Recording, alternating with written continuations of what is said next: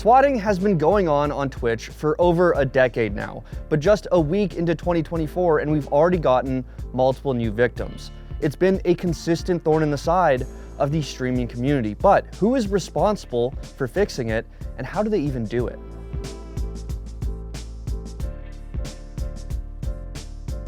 Okay, we all know what swatting is by now. Falsely reporting a threat to law enforcement in the hopes of pulling a heavily armed police presence to a specific location. They spoke up on HUD, yes, I think that's why you... I did. Oh. No, what? I don't understand why we didn't just... Okay. One Raptor dead. Going mini? Where's the bum? I'm holding mini peek. Bomb's down by T-Red. Daps is a ramp player and Lex plays He's what? locker, he's locker.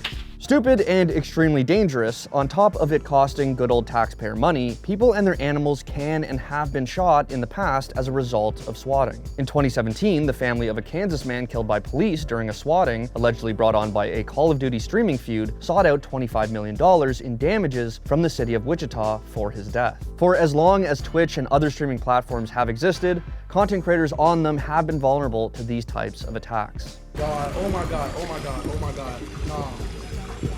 Hello? Bro, just for my safety, just for my safety, just for my safety. Just for my safety, in case anything happened. No. Wait. Or you're doing this on your own. Yeah, I'm dead after this. Oh wait. Chilling. Unfortunately, the more you let your audience in on your own personal life, the more likely it is a disturbed individual is going to try and find out where you live or where you are at any given moment. We have already seen this manifest in some scary situations, including the stalker who broke into the home of content creators Gavin Free and Meg Turney with a gun, resulting in a shootout with police that left the perpetrator dead while the two hid in a closet. Now, this is obviously a very extreme example of what can happen, but the point is, in terms of swatting, all somebody needs is a location. They're clearing rooms. What in the world? I think we're getting swatted. Put your hands up! Get your hands up! Get on the ground! Get on the ground! There's one in the corner. Put your hands behind your back!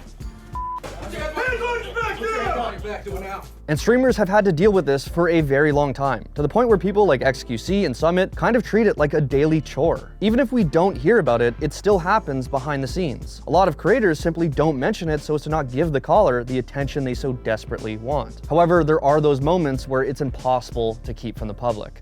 And just a few days into the new year, we saw it happen. At 6:30 in the morning on January 4th, pro Valorant player Som was swatted by an unknown person. And on the webcam, we can see law enforcement enter his room with guns drawn. To make matters worse, Som lives at home with his family, who were all sleeping at the time. Now, thankfully, no one was hurt, but it's just a prime example of how scary moments like these can be. Now, everyone is safe, but that is so I always knew that was a problem, but I didn't think it would happen to me.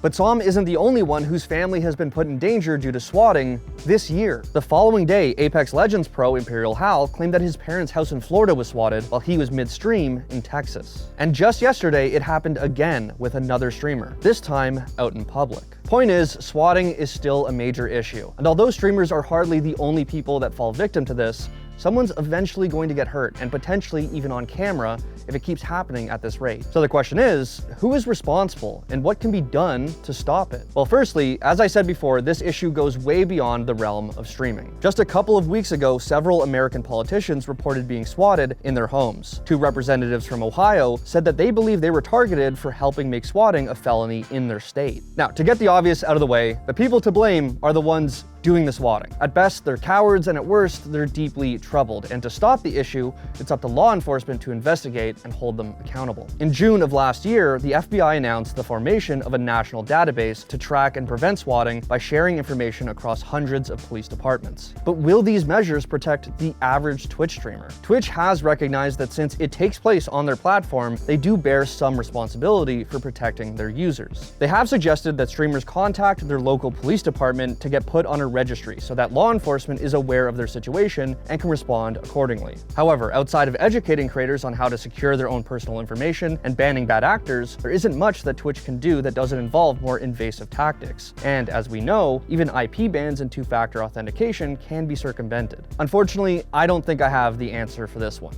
I know the gut reaction is to push for harsher and harsher punishments, but time and time again, it's shown that those don't work in other areas of the law. All I can really say is that this all stems from the parasocial relationships we have with creators.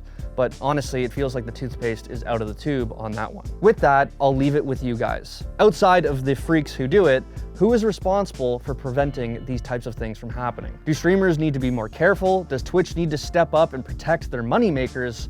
Or are we actually just